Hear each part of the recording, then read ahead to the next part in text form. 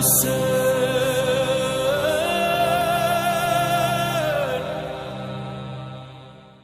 اللہ الرحمن الرحیم۔ ناظرین السلام علیکم، میں ہوں آپ کا میزبان ذیشان علی۔ ہماری اس پیشکش پروگرام درس کربلا میں آپ سب کا خیر مقدم ہے۔ آج کے پروگرام میں ہم بات کریں گے کربلا اور ایثار۔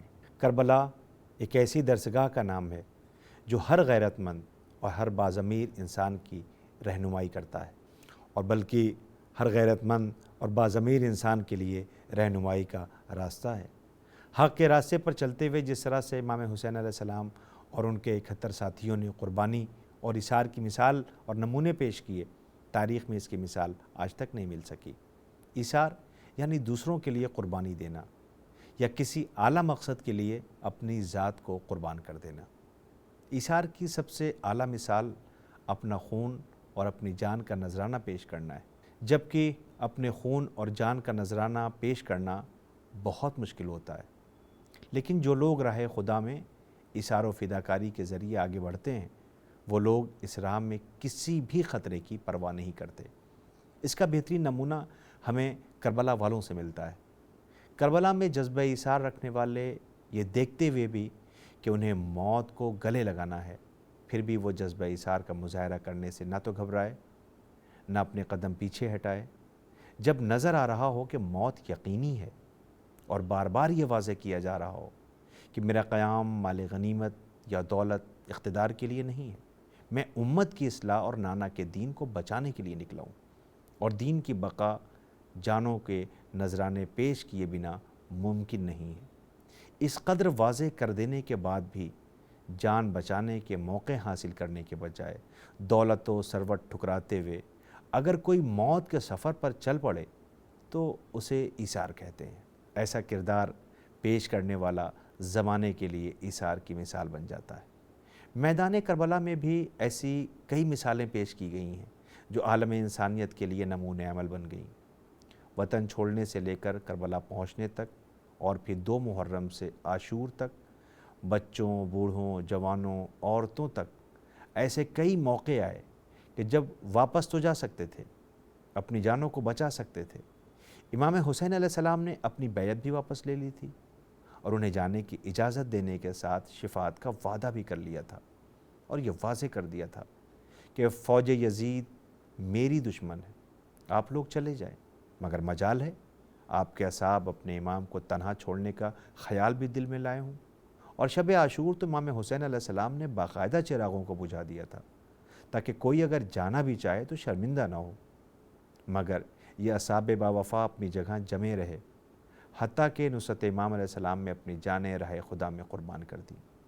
یہ ان با معرفت اور دین شناس لوگوں کی اپنے امام وقت سے محبت تھی، جو قربانی اور ایثار کا مظاہرہ کر گئے، جو قرآن کی اس آیت کا مصداق بن گئے۔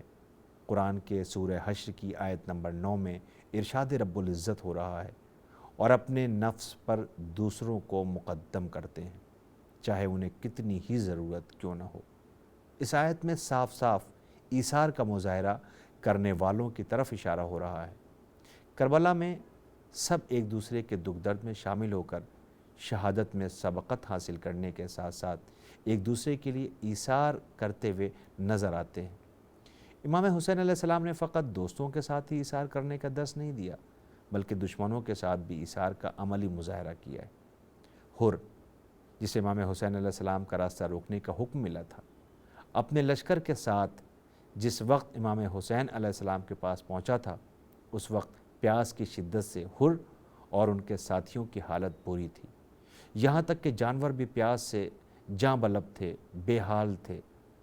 ایسے میں امام حسین علیہ السلام نے، جن کے ساتھ خواتین اور بچے بھی تھے، آپ نے اس گرمی کے زمانے میں جہاں پانی بیش قیمتی تھا اور بہت مشکل سے ملتا تھا، دشمنوں کو پانی پلایا، اور صرف انسانوں کو ہی نہیں بلکہ ان کے جانوروں کو بھی سیراب کیا۔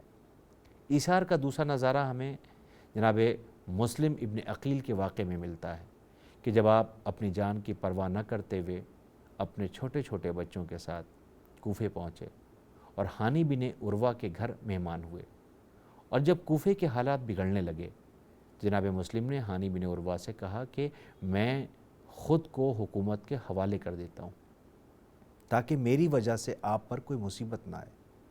اظہار کے پیکر ہانی بن عروہ کو یہ گوارا نہیں ہوا کہ انہوں نے جسے پناہ دی اسے دشمن کے حوالے کر دیں۔ جناب ہانی نے کہا کہ وہ موت کو تو گلے لگا سکتے ہیں مگر اپنے مہمان کو دشمن کے حوالے نہیں کر سکتے۔ اور پھر کوفے کے گورنر نے جناب ہانی کو بلوایا اور دھوکے سے گرفتار کر کے پھانسی پر لٹکا دیا۔ ادھر جناب مسلم کو بھی گرفتار کر لیا گیا اور دارالامارہ کی چھت سے نیچے گرا دیا گیا۔ ان کی لاش کے ساتھ بھی بے حرمتی کی گئی۔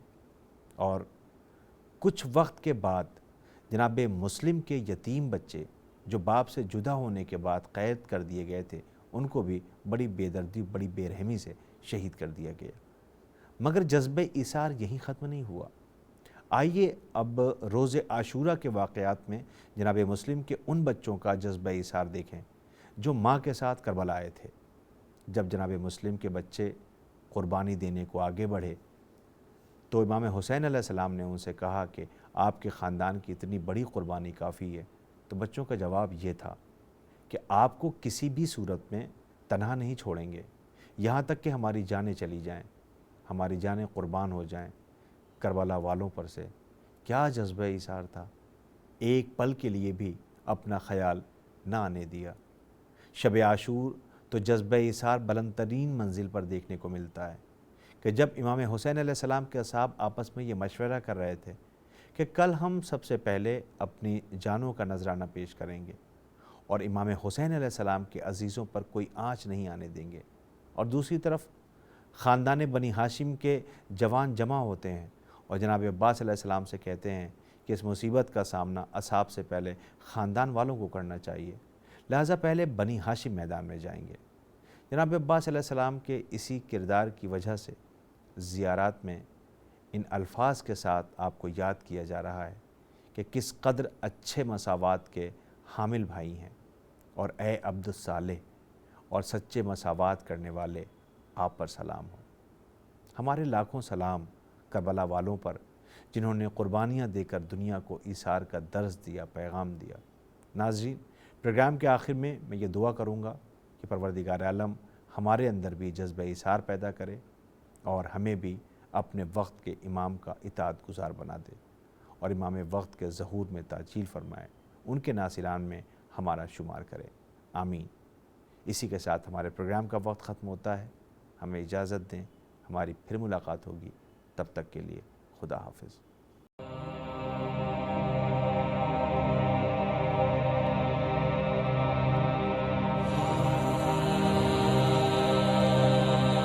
حسین